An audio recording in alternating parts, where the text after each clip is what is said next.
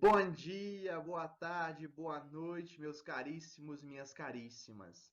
Eu, professor Valadares, estou com vocês mais uma vez em mais um tópico de literatura. Hoje, dando continuidade à literatura portuguesa, que é o nosso objetivo da aula, nós vamos ver duas correntes literárias que se passaram ali no final da Idade Média e início da Idade Moderna. São elas o humanismo e o classicismo. A começar pelo humanismo, a gente vai ver mais ou menos essa mesma estrutura nas demais correntes literárias, nas demais escolas literárias ao longo do curso, sempre passando uma introduçãozinha, um contexto histórico, as características principais e aqueles destaques, as produções literárias mais importantes. Então vamos sem mais demora, porque essa aula é uma aula que pode se tornar longa. A introdução do humanismo. O que foi o humanismo? O humanismo foi um período de transição entre o trovadorismo e o classicismo durante o final da Idade Média, mais especificamente na Baixa Idade Média. Durante essa era, alguns princípios do Renascimento, que é o nosso novo evento que inaugura a Idade Moderna, eles foram antecipados e se aliaram a outros que foram mantidos da Idade Média. Alguns medievais se mantêm e novos, que são os princípios renascentistas, são antecipados aqui no humanismo. Lembrem-se sempre que o humanismo vai ser um período de transição. Então a gente vai ver recorrentemente essa palavra transição do que é medieval para o que é moderno, que é renascentista. Beleza? Aqui está uma das obras de Leonardo da Vinci mais importantes do período que diz respeito à valorização do homem, que é justamente o homem vitruviano. Olha para vocês verem que sensacional o que o Da Vinci faz, quando ele faz essa analogia exaltando o homem. O humanismo é autoexplicativo, né? A valorização do homem. Tanto como uma característica renascentista, quanto aqui na literatura a gente vai ver que o humanismo preza como preponderantemente, né, como característica preponderante, a valorização do ser humano. Beleza? Vamos seguir? O contexto histórico. O contexto histórico, eu já adiantei para vocês que a gente está ali no final da Idade Média e início da Idade Moderna. Algumas questões, alguns eventos mais individualizados, o antropocentrismo, que é justamente o homem que passa agora a ser o centro do universo, antropocentrismo, homem no centro do universo.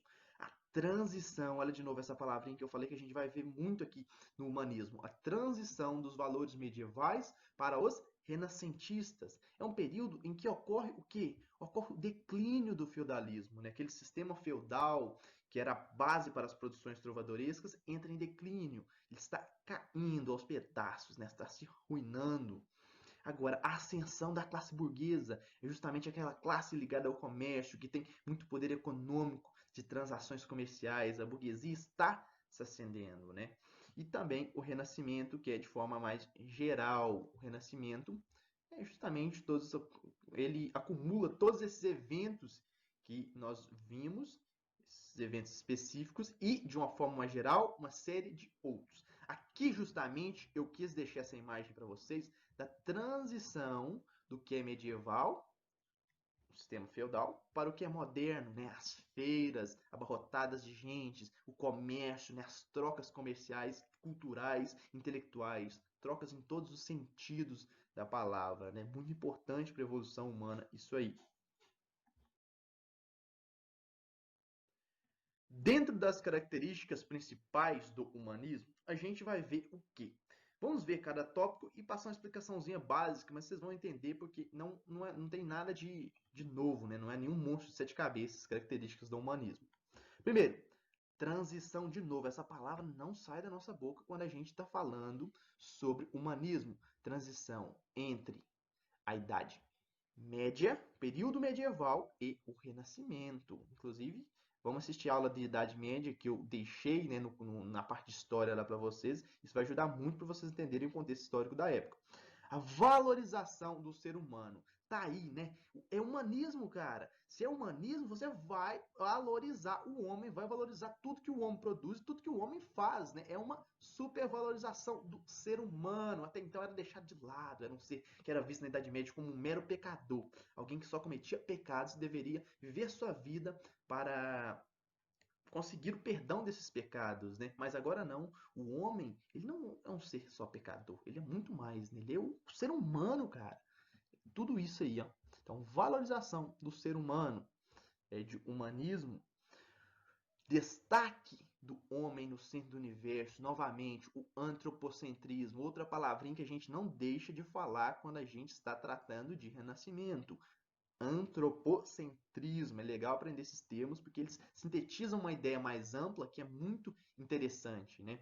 As emoções humanas começaram a ser mais valorizadas pelos artistas, né? Os artistas começam a focar mais no ser humano, né? Olha se não é antropocentrismo, olha se não é humanismo, meu caro, minha cara. Isso sim é valorizar o ser humano. Houve um afastamento dos dogmas, né? Aqueles dogmas apregoados pela Igreja Católica, como eu já falei, um homem só como um mero pecador, que vive em função de pecar e tem que pedir esse perdão para a Igreja, né? Como se ela fosse detentora do poder de perdoar, né? Sei não, eu vou deixar essa crítica aí no ar para a nossa Igreja Católica tão querida. Então o homem se afasta dos dogmas, se afasta daquelas leis pré-definidas pela Igreja e começa a pensar de uma forma mais desvinculada do que é religioso, né? Ele começa a utilizar mais a cabeça, a razão e menos o espírito, né? A emoção. Beleza? Houve valorização de debates e opiniões divergentes. Debater é importante demais, meu caro, minha cara. Quando você debate, você conhece pontos de vistas diferentes do seu. Você só ganha com isso, né? Essa divergência ela é muito importante na construção do conhecimento, no desenvolvimento da humanidade como um todo. O debate, né? Esse choque de ideias, essa dialética, que é justamente isso, né? O choque de ideias, ele é de fundamental importância. Sempre, então, indico a vocês, né, sempre debatam, né? Debater de forma saudável, eu vos digo. Valorização do racionalismo e do método científico. Também, razão não vai sair da nossa boca a partir de então, e método científico também não. Por quê? Porque agora, quem é a senhora da gente não é mais a igreja, é a razão. A nossa própria razão é a nossa senhora. E essa razão ela está a serviço da ciência, do método científico, um método rígido, rigoroso, um método que apregoa o saber de forma mais clara possível, um saber que é explicado. Beleza? Então vamos dar sequência. As produções literárias do período do humanismo. Quando eu falo em produções literárias no humanismo, eu vou ter em mente três tipos de produções. Vou ter a poesia palaciana, eu vou ter a prosa e vou ter o teatro. São três fatores e no teatro, que é a terceira que a gente vai ver um nomezinho especial, que é de fundamental importância para a gente entender o humanismo. Beleza? Vamos ao primeiro então. Vamos lá. O período humanista então, possui produções literárias que mesclavam características medievais e modernas. De novo, a ideia da transição, mescla de características medievais e modernas. Quando ocorre uma mudança na nossa vida que seja, a gente não começa tudo do zero, é muito difícil começar tudo do zero. A gente pega sempre um pouquinho de bases que a gente já tinha antes e assim, com ideias inovadoras, a gente constrói algo novo. Novo não é novo, né? Ele é construído em cima de bases que a gente já tinha. E é assim que acontece, né? Características medievais são mescladas com renascentistas e aí surge o novo. Né? Então, novo só na palavra. Poesia palaciana é o primeiro tipo de produção literária que a gente vai ver do humanismo. A poesia palaciana nos lembra da poesia dos palácios que a gente estudou, né? Vocês lembram, você que é um aluno atento, uma aluna muito atenta e assistiu a aula de trovadorismo, lembra das poesias palacianas envolvidas nos palácios, né? Para serem cantadas, né? As cantigas de amor. Isso, a palaciana cortês é a cantiga de amor. Era proveniente das cantigas do trovadorismo, você vê essa relação com o passado, né? Possuía, porém, uma estrutura textual mais elaborada em redondilhas, ambiguidades, alterações, assonâncias, figuras de linguagem de forma geral, né? O idealismo, né? Da sensualidade, a métrica, ritmo, né? E expressividade. E não era mais acompanhada por música, como eram as cantigas, né? Mas feita para ser recitada dentro de palácios para a nobreza. Por isso, poesia palaciana. Você vê que algumas características são pegadas lá do trovadorismo, né, das cantigas trovadorescas, e vão atravessar todo esse período, porque o humanismo vai utilizá-las para a composição de uma poesia palaciana, que agora não é mais para ser cantada, não é mais uma cantiga, é uma poesia para ser recitada nos palácios para a nobreza, beleza? Aqui eu deixei um exemplinho do Aires Telles, de uma poesia palaciana. Vou lê-la com vocês. Meu amor, tanto vos quero, que desejo o coração, mil coisas contra a razão. Porque se vós não quisesse, como poderia ter? Desejo que me viesse, do que nunca pôde ser, mas com quanto desespero e em mim tanta afeição que desejo o coração. Olha, você vê que poesia bonitinha, você vê um rigor formal mais aplicado, né, uma técnica formal mais aplicada. Inclusive, eu adianto a vocês que todas essas figuras de linguagem que vocês vão ter a oportunidade de vê-las em uma outra aula, mas uma aula específica de português, né? Talvez seja de literatura também, mas eu acho que vocês vão ver mais em português esse processo aí, que são detalhes, né? São técnicas de produção literária que a gente tem, com certeza vocês vão ver. Mas para não pesar a consciência, né, eu vou dar algumas dicas a vocês. Redondilha é uma forma de produção de poema, né? A ambiguidade é justamente aquele duplo sentido. Aliterações são repetições de sons é, consonantais. Assonância, repetição de sons vocálicos, né? Figuras de linguagem. Idealismo, sensualidade, a métrica, vocês também vão ver, métrica, canção, ritmo, expressividade, tudo isso vocês vão ver em uma outra aula com mais calma, beleza? Vamos seguir. A prosa, a gente viu a poesia palaciana, agora a gente vai ver a prosa. A prosa do humanismo. A prosa humanista era dividida entre crônicas historiográficas, com valor histórico documental, e crônicas ficcionais. Então aqui você tem os dois tipos da prosa, né? Fernão de Lopes, esse cara aqui, ó, que eu deixei a imagem dele aqui ao lado para vocês, ele foi considerado o pai da historiografia portuguesa. O foco da gente é a literatura portuguesa, lembrem-se disso, pois, por meio de seus estudos, pesquisas historiográficas, relatou a vida dos principais reis de Portugal. Suas obras foram Crônicas del Rei Dom Pedro, Crônica del Rei Dom Fernando, Crônica del Rei Dom João I. Então quer dizer que essas crônicas historiográficas do Fernão Lopes, elas retratavam a vida dos reis. Então é historiográfica, tem um valor documental para a história, sim, sem precedentes, é fundamental para um historiador. E as crônicas ficcionais. Agora essa daqui eu quero que vocês prestem atenção, porque há uma relação de novo com o passado. Lembrem-se sempre da transição. A crônica ficcional foi uma adaptação de que, olha para você ver, de que aluno das novelas de cavalarias do trovadorismo. De novo, o que aconteceu? O que os humanistas da literatura fizeram? Eles pegam as novelas de cavalaria, fazem adaptações colocando nessas novelas valores humanistas, né? E produzem os novos textos, né? Então, assim, a sementinha que eram as novelas de cavalarias, são colocadas para germinar num campo humanista, né? E assim surgem as crônicas ficcionais. Quando traduzidas, elas sofreram modificações para adequar seu pensamento e a realidade social à época, né? É uma época diferente agora, não é mais um pensamento medieval que vigora, né? Que prepondera, é um pensamento renascentista, né? No período humanista, foi produzido, por exemplo, uma novela de cavalaria chamada Amália de Gaula. Então, um exemplo de novela de cavalaria, mas a ideia de humanismo, a ideia de transição, beleza? Vamos para o seguinte. Agora sim, a gente chegou no teatro, meu caro aluno, minha cara aluna. Quando eu falo em teatro, eu quero dar uma dica a vocês, que é a principal coisa que a gente tem que... a principal produção literária do humanismo que a gente tem que focar. O teatro, como que ele aconteceu? O teatro, diferentemente da poesia e da prosa, o teatro humanista português, a gente está em foco na literatura portuguesa, era um teatro popular. Olha para você ver, popular, o povo via o teatro, o povo encenava, né? E tinha como objetivo moralizar. Olha o tom moralizante, né? Muito importante, né? E críticas à sociedade. Aqui já tem uma crítica social, né? Uma crítica da sociedade. É dividida entre autos e faces. Já vou explicar para vocês o que eram os autos e o que eram as faces. Está aqui embaixo, ó. Os autos eram ensinações que abordavam principalmente a temática religiosa, beleza? Tom moralizante, ideia de moralizar.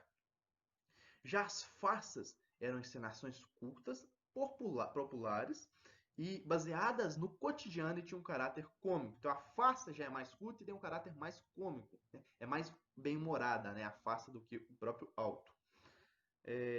E o grande nome que eu queria passar para vocês é desse cara aqui, ó. É o teatro de Gil Vicente, né? O Gil Vicente, ele é importantíssimo, né, na figura do teatro, né? Ele é um teatrólogo que revolucionou o teatro no mundo inteiro, né? O Gil Vicente, ele é assim, ele é o grande nome que eu quero que vocês guardem para o humanismo em questão de prova, em questão de vestibular, é o teatro de Gil Vicente.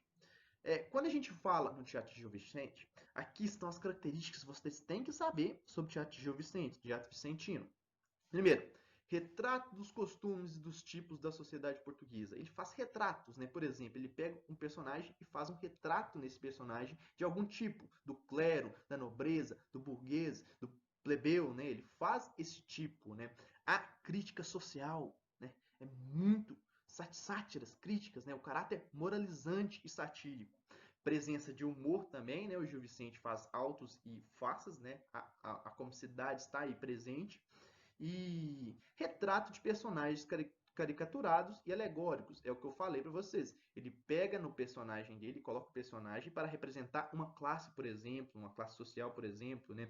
Por exemplo, você tem um personagem que representa o clero, um personagem que representa a nobreza. É assim que ele faz teatro. Ele faz com um tom moralizante e de forma a caricaturar as várias castas da sociedade, né, vamos dizer assim, as várias classes sociais são caricaturadas por Gil Vicente.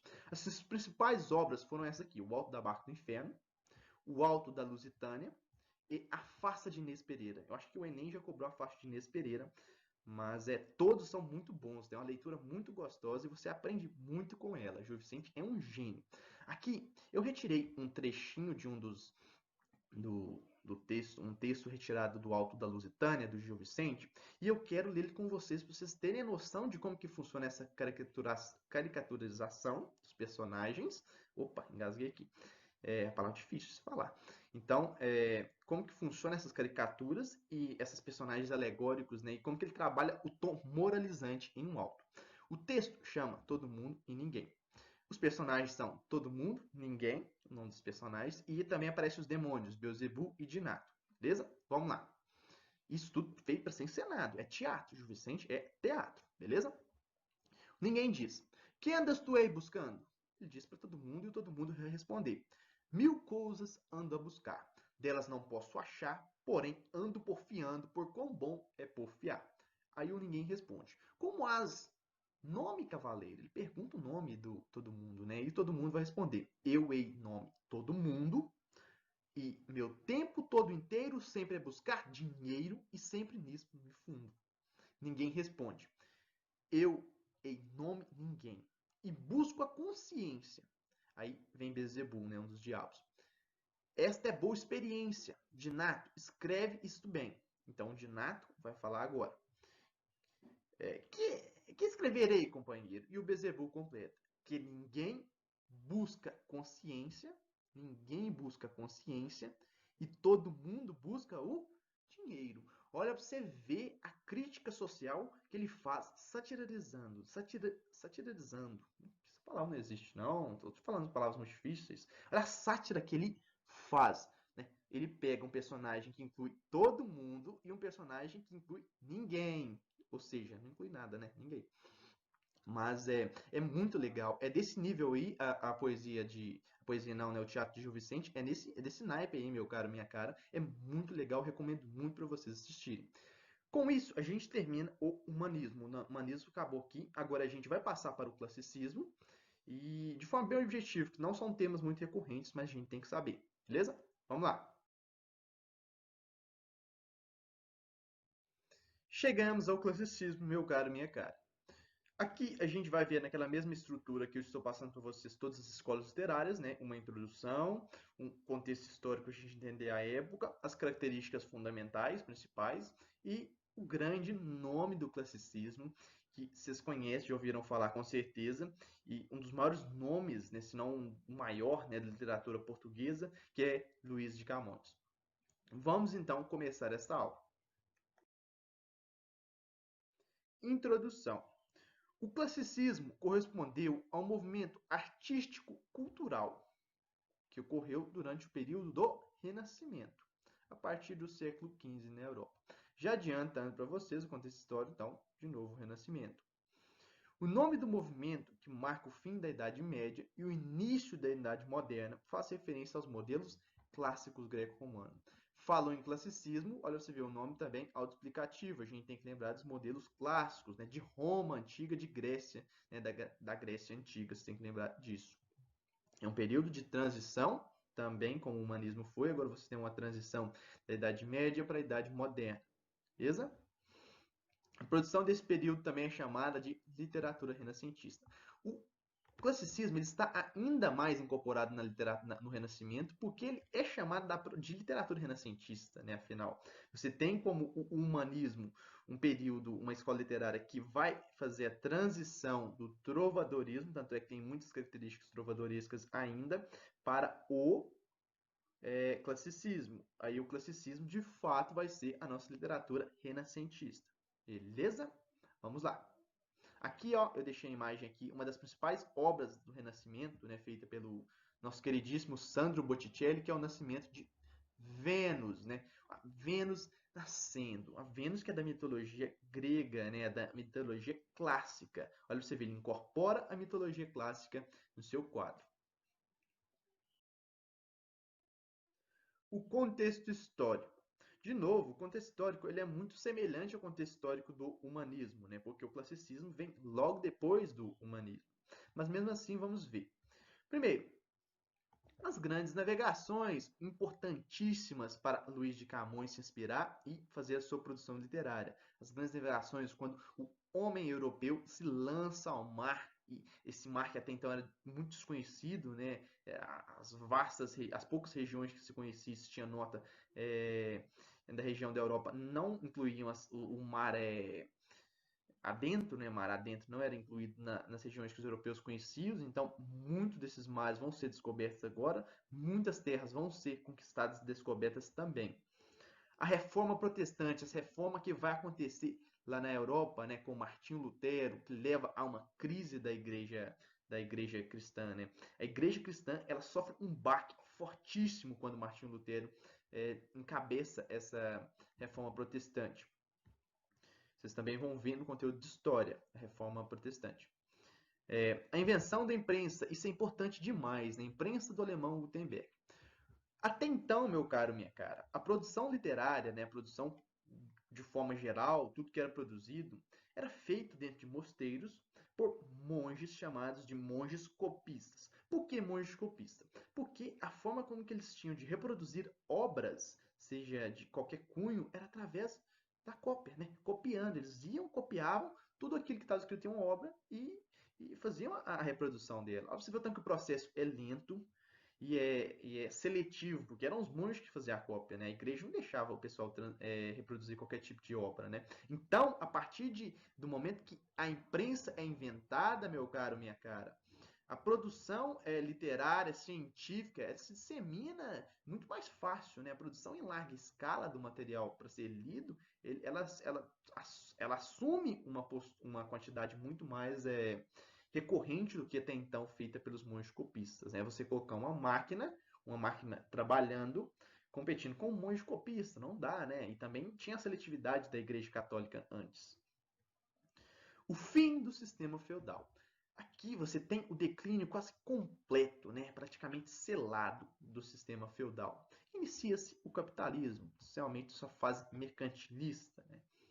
Cientificismo de Copérnico e Galileu, né? O Copérnico com a teoria heliocêntrica e o Galileu com as suas descobertas fantásticas na área das ciências e da física, né? De forma geral, é o Renascimento.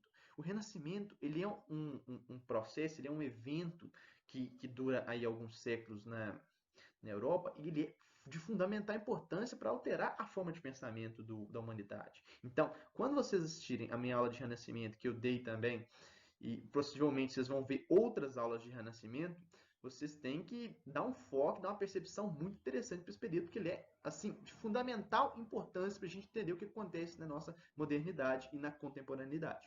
Beleza? Vamos seguir para a aula não ficar muito extensa. Características. As características do classicismo, no primeiro momento, se a gente fala classicismo, a gente tem que pensar numa imitação dos modelos clássicos greco-romano. É a retomada de valores de Grécia e de Roma antiga. Essa retomada se faz retomar na forma de pensamento, né, dos filósofos gregos, da mitologia grega e da mitologia romana. É muito comum nas obras do classicismo a presença dessa mitologia e assim por diante, essa imitação dos modelos clássicos, por isso o classicismo.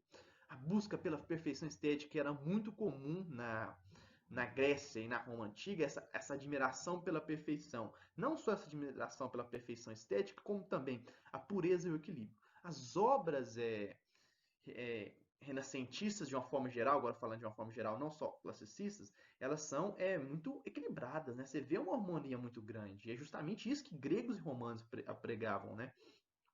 O racionalismo e o cientificismo, vocês já estão careca de saber de que racionalismo e cientificismo está presente na nossa vida a partir de agora. E o humanismo renascentista, esse não é o humanismo da literatura, no período literário, mas tem a ver também, faz uma... Dá para você ver uma conexão desse humanismo renascentista com o humanismo literário que a gente viu nesta aula. E os temas explorados, né? A moral, a filosofia, a religião, a mitologia política são os temas mais recorrentes. Vamos dar prosseguimento. Agora sim a gente chegou onde eu queria.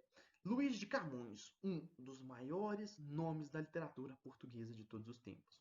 Camões foi um poeta, um soldado português, considerado o maior escritor do período classicismo.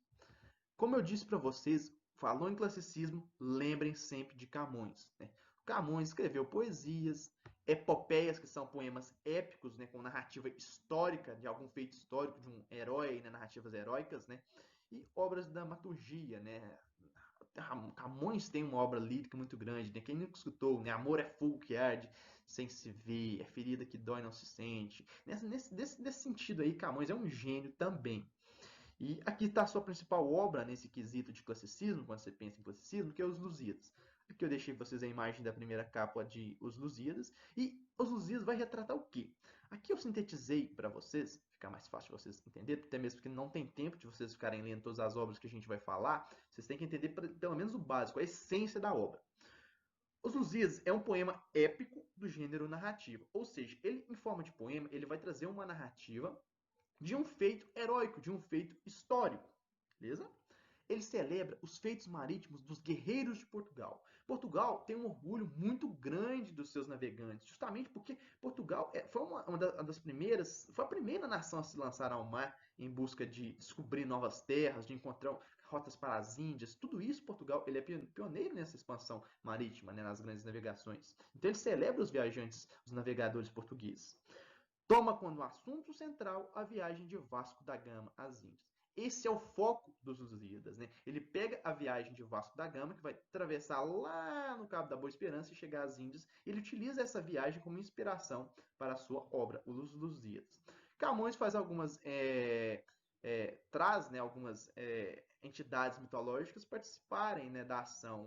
Classicismo, né, o modelo clássico. Então ele pega o que clássico e faz participar da sua obra Os Lusíadas. É uma obra excelente, é uma obra que possui um rigor métrico muito bem feito, uma divisão silábica poética muito bem trabalhada, todos os versos seguem uma ordem e assim a gente encerra o classicismo, meu caro, minha cara.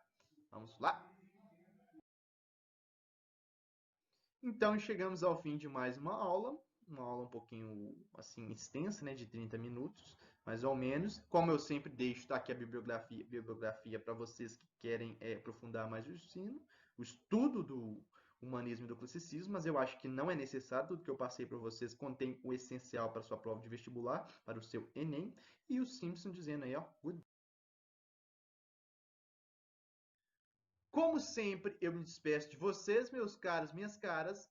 Bons estudos, se dediquem, porque aquela entrada na sua universidade dos seus sonhos está chegando e você vai conseguir.